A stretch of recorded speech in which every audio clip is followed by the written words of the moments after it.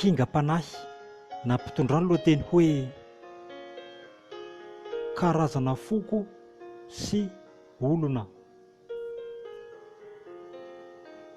Misy karazany maro ny foko ato amin'ity Madagasikara, ka ho tanisana eto izay mba voalaza sy ny toetoetra misy ao anatiny, koa mba henoy tsara izay voambara.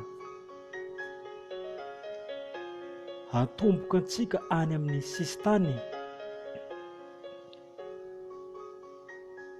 ka izay voateny eto dia efa izy, ka arakaraka ny na ho tonga hatrany amin'ny vato vavy fitovinany.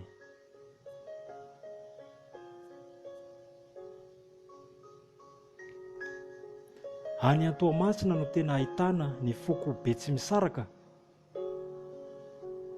Izy ireo dia karazan'olona tsy tia manavakavaka. Any Toliara indray no toerana misy an'ireo Antandroy. Anisan'ny mahafinaritra nefa raha izareo ireny, ka aoka tsy asiana rohirohy. Ny Antananarivo indray moa dia afovoan-tany, ka ahafantarantsika an'ireo Merina. Izy ireo no tena manao fiteny malagasy ofisialy, koa mba mahaiza ihany ny mankasitraka sy mankatelina. Ho an'ny faritanin'ny Mahajanga, ny olona avy any dia tonga tena miresaka fa tsy manao lohan'akanga. Ela ny ela fa tonga tia Fianaratsoa, ka ahitantsika an'ireo Betsileo. Izy ireo dia anisan'ny tena tia mitarona, ary tsy mba izy ireo koa no moramamy fa ny toaka mihitsy no mahery, ka tsy mba mety ho leo.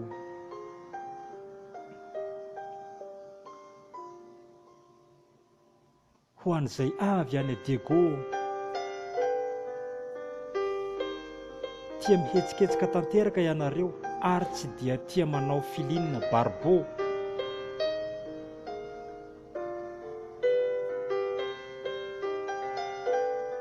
Na hoe ireo amin'ny faritany Antsiranana, ao daholo ny miavaka na tsy miavaka, ny olon-tsotra, indrindra fa ireo mpanana.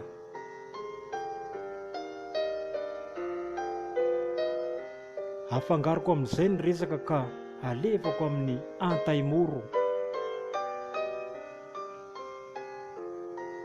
Aza mba manao fihetsika tsy milamina ny amin'izy ireny, fa dia ho torotoro. Lasa indray isika any Avangaindrano, ka ahitantsika an'ireo antaisaka. Karazan'olona avokoa izany voalaza izany. Izy ireo indray dia tena misaina vao manao zavatra ary tena lalim-paka.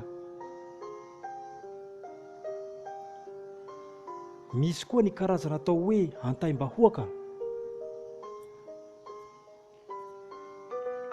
Anisan'ny olona mandamina izy ireo, fa raha sendra misy ny tsy mety, tonga dia mandroaka.